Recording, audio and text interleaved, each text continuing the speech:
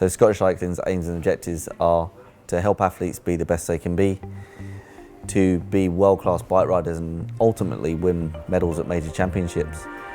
That's what the pathway is for.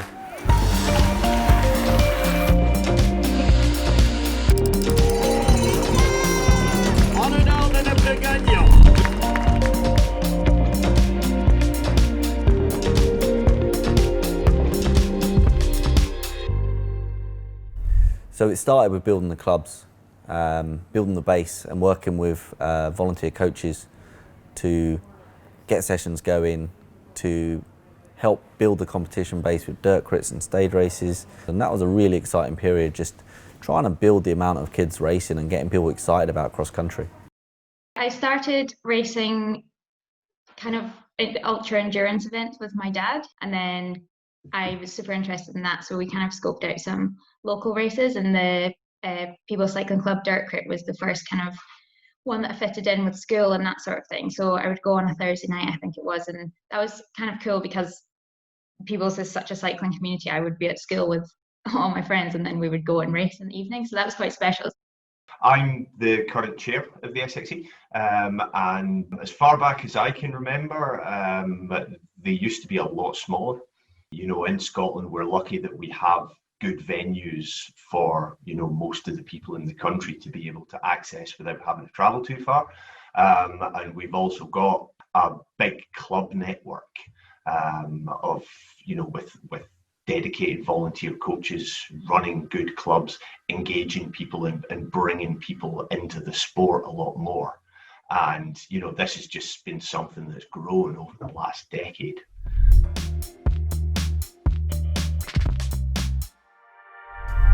The 2014 Glasgow Games was an incredible experience. My first Commie Games as a coach, and we had 6 athletes representing Scotland. The idea with the Games was always just to use it as a springboard to inspire the next generation. And after that Games, we had a little bit more investment into the sport, a lot more connections with partners, and really from then it went from strength to strength. So when I went to the 2014 Games, I was about 16 or 17. I was a junior rider, and I think seeing it in real life for the first time, as opposed to, you know, watching these events on TV, it became a more concrete thing and a real relatable thing that I could work towards.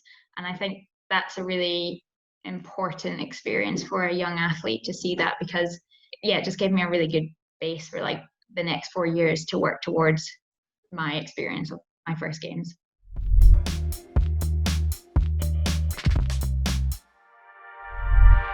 So I started with Scottish Cycling in 2013, and there was definitely a bustling youth scene, but there was no real follow through. So how does somebody get from entering the sport, competing the dirt crit, how do they step up to the next level? So I thought we needed to really start to work on that, but it was going to take a long time, and we needed to start putting in something structured that would not only see lots of youth racing, but see them transition to the next level and move forward. So the Race National programme, we now work with 35 to 40 young athletes. I couldn't do it without the volunteer coaches. They're fundamental to the programme. So really engaging with coaches is a big part of what we do. We have 8 sessions across the winter, and it's not just mountain biking. We do road, we do BMX, we do strength conditioning. We even do a bit of stair running, which is always fun. So it really is trying to make them athlete first, then a cyclist. None of it would be possible without volunteer coaches. You know, it just wouldn't happen. My role at the SXC is all about, you know, competition at that Scottish level. But I also do, I work closely with Paul in regional mountain bike coaching as well.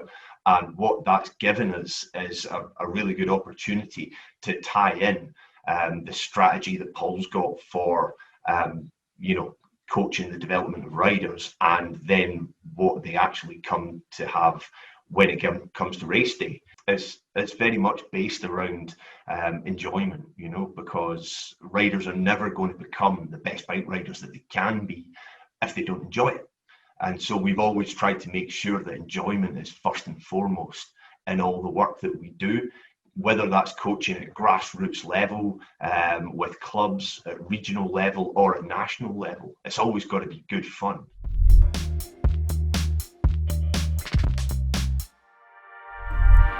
Working with the Scottish Institute of Sport has been fantastic over the last few years. We've really got a great team around us now. And we work with them at the junior and senior level, but also now at the youth level. And for me, providing some education in the different areas, whether it be nutrition or performance lifestyle or strength conditioning at a younger age, really sets up the riders for the future.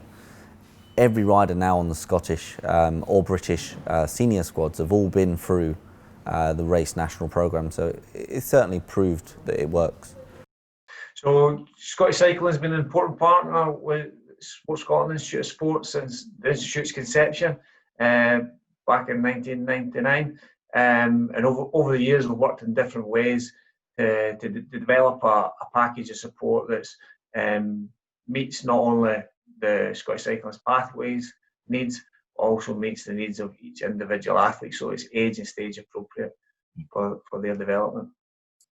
So the strategy behind it is designed to support the athlete's development in the here and now, but the ultimate aim is to allow them to compete on the world stage. The Scottish Cycling and the Institute's belief that that's done by not developing their sport-specific skills, but develop them in a holistic way as a person and a human being.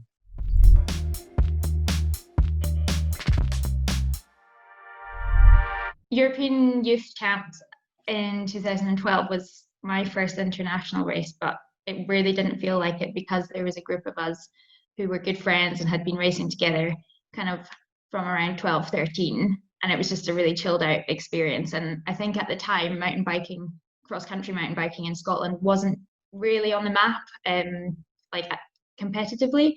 So again, we were all there to develop, we weren't there to win, and I think that was a really nice environment to be in and to learn in. And that was the first race for me where I thought that I maybe wanted to make a go of it professionally when I was older.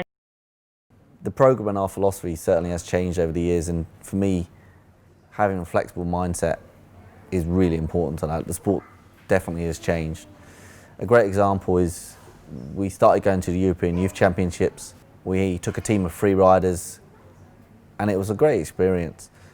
But one year we got there and I saw that the Danish had lots of riders there and they were doing great, and I remember speaking to the Danish coach and asking him how they did that, and he explained that they provided the coaching support and the parents would take the riders.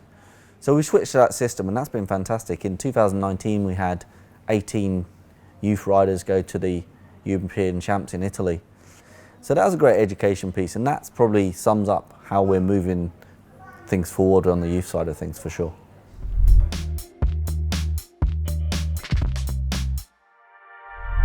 So I didn't join the GB program until I was 21, I think.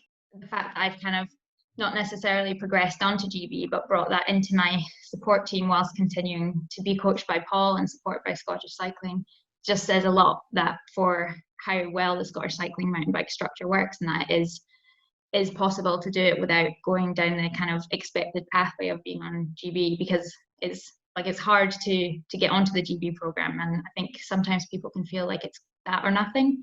So hopefully, like from my kind of pathway, people are seeing that it's doable without that. So over the last year we've developed a document called Project Podium, working with the SIS practitioners really closely. And that was really just to give us a bit of a head start on the block from 2022 to 2024 and just give us the best opportunity to help Isla achieve a podium in any of those major championships. It was really, can we turn a potential 5th into a 3rd or a 3rd into a 1st? What can we do to make the difference? That's been great. We've really analysed where we're at in each of the different areas, and it gives us a real drive behind making changes in that areas, or not making changes. The whole philosophy of what we do is all about keeping things simple. It's all about doing the basics right. We try to look at the process, but on the flip side, it's really easy to say work on the process, but the reality is that we do want results as well.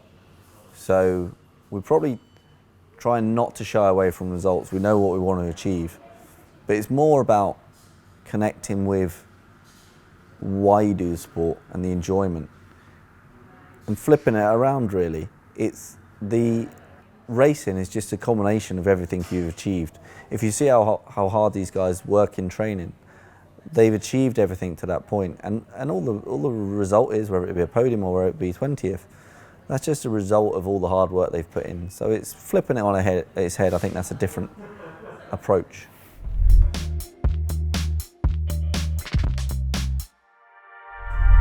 You can see how well this has worked because we've had a lot of transfer across to other disciplines from mountain bike. We've had transfer into EWS, we've had road and track, and we've even had a track sprinter, which is not what you'd normally assume from mountain biking. So we're really just trying to provide a platform for people to express their talent, and if they end up in a different discipline, that's fantastic.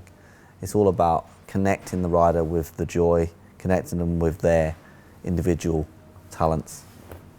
As part of those race program, we do have an amount of sessions, race sessions, if you like, for downhill mountain biking. So that's something that we've recognised that we can be quite effective in terms of shaping some of the youngsters that are in the downhill pipeline, if you like. Would we like to expand that into those, do more in downhill to start with, but then think about other disciplines? Yes, absolutely, we would. The challenge that we have got is that we are funded for Commonwealth and Olympic disciplines, and as we all know, downhill isn't. However, we've all got a lot of passion for it, including me. Absolutely, and we are absolutely at this moment in time having live conversations about how we could expand on what we do. There is just the challenge of where we get the resources, but it's definitely work in progress.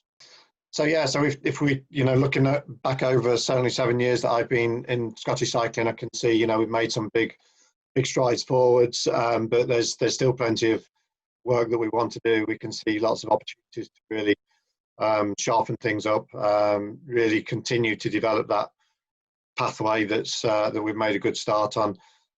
We've got no excuse with the opportunities in Scotland in terms of the terrain and the facilities. They're absolutely world class. So we've got all that. So we just need to keep working on improving the offer to the athletes, and we're working hard on improving the level of coaching input, and then really kind of look at, okay, so what more can we do for those riders moving through the elite level? And yeah, I think it's really exciting, and I can see some really, really good things happening in the future. I think going forward into these next couple of years, where we have some big home events such as the World Championships in Scotland and Commonwealth Games in Birmingham, I think we've never been in a better place to have the best support possible from Scottish cycling, and I don't see any reason why we all can't get the best out of ourselves and put on a very good show. So we're not done yet. The final piece of the puzzle is to make that final step onto the podium. We've got our plan, we've got the pathway set, so it's just a case of really trying to execute it now. We've got 2022 Commie Games in Birmingham, we've got the home World Championships in Scotland, followed by the Paris Olympics, so yeah, bring it on.